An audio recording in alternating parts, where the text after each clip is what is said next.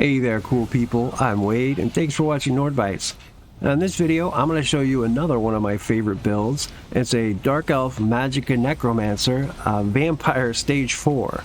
Now, because this is a Stage 4 vampire, this guy, he's got no health recovery, yet he's extremely hard to kill due to his armor sets and his abilities. And I made him a Necromancer because it's an excellent class to maintain health and also boost your health recovery.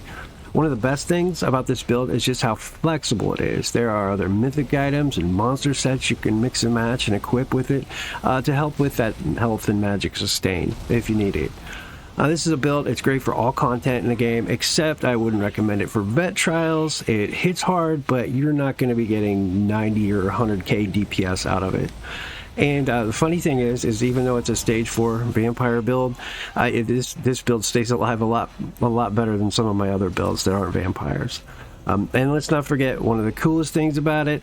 In stage 4, you go invisible when you run. I think that's one of the coolest features in the game. And it's just so nice to run through trash mobs and save time getting to the bosses and delves, dungeons, and arenas. So with that, let's get started. Alright, here we got Marin LaBost, Lord Marin LaBost, and I named him, Marin is after my favorite quarterback when I was a kid, Dan Marino, and Boast is short for Boston, because my favorite basketball team is the Boston Celtics, and I'm from Kansas City, but we don't have a team, so that's why that's there. Anyway, of course you want to put all your attributes into Magicka, of course. And now we'll get to the sets here. And the nice thing about these sets is you can get them from guild traders. You do have to have DLCs in order to get them. You have to have Hugh's Bane in order to get Baraha's Curse, and the Deadlands in order to get Hexos Ward. But you can buy them from guild traders if you just have the base game. The only thing that's going to cost you like quite a bit probably is the Inferno and Lightning Staff of Hexos Ward. As you can see, they go for, well, I guess it's not too bad, about 25 to 30,000, but usually they're marked up a little more in guild traders. But anyway, and the Inferno staff, yeah, that's a bit more actually. That's averaging 107,000. But yeah, you're going to spend a little bit on the Inferno staffs if you don't farm them. Now with this build, I like to use Oakensoul. I like to use Oakensoul on almost all my builds, actually, because I like just that it gives you all these minor and major buffs, and also you can just one bar it. Through pretty much any content. If I'm feeling lazy, I'll just pop on Oakensoul and just go through something and beat it. And now the reason we're using Hexos Ward is because it adds critical chance. It gives you weapon and spell damage, and adds another critical chance, excuse me. When you have 5 pieces, dealing direct critical damage grants you a damage shield that absorbs up to 11,876 damage for 6 seconds. This effect can occur once every 7 seconds. This is just a killer set all around any build, to be honest, in my opinion. I mean, there's only 1 second. You're not going to have it every 7 seconds. It's outstanding. I mean, the damage shield is huge, really, as long as you're dealing that critical damage. And the other set I've got here is Baraha's Curse. Now I'm using light. It comes in medium and heavy, actually, so you could play around with that. If you have a stamina build, you could use the medium if you want. Or if you want to be a beefy tank vampire, just use the heavy armor. But right now, I just use light, because, I mean, it's more than enough, really, for this build. And this is a great set because it gives you, well, health, magicka, and stamina.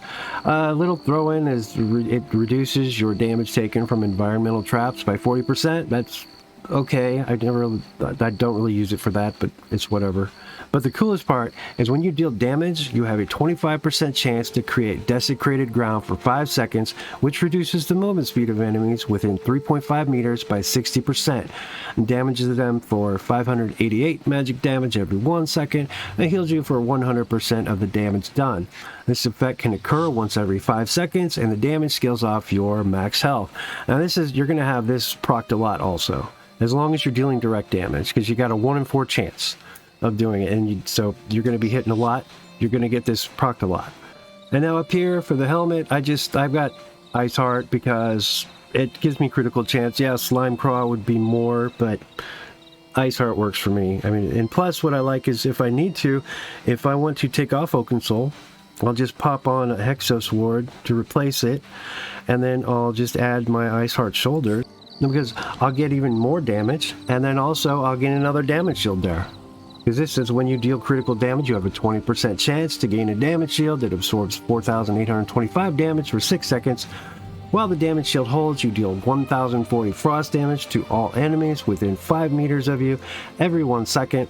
This effect can occur once every 6 seconds, and the damage scales off the higher of your weapon or spell damage. And if you don't want to use Ice Heart for survivability, you can just throw on Ring of the Pale Order. And boom, you just, I mean, then talk about unkillable.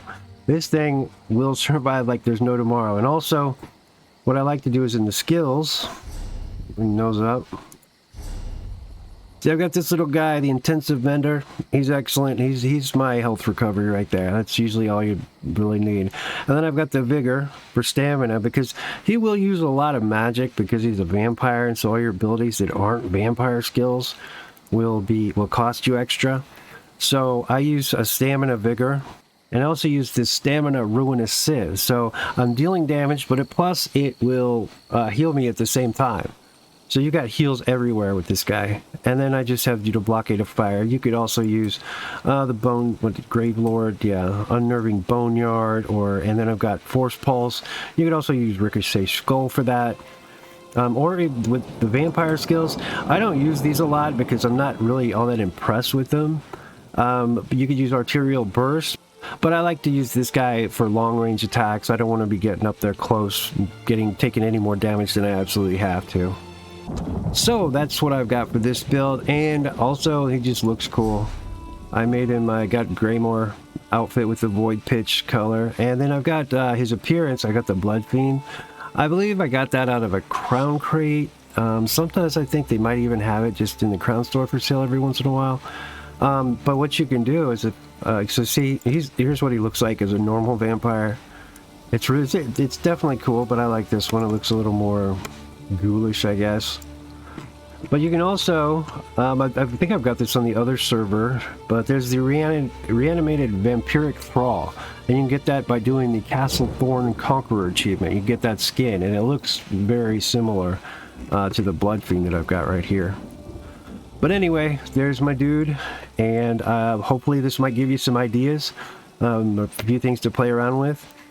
But please like and subscribe this video, because I'll be giving a giveaway, a random drawing for a free classic furnished home. Once I hit 1,000 subscribers, I'll have a drawing for one of those subscribers, and you'll get to pick any house that you want. So until then, stay cool, people.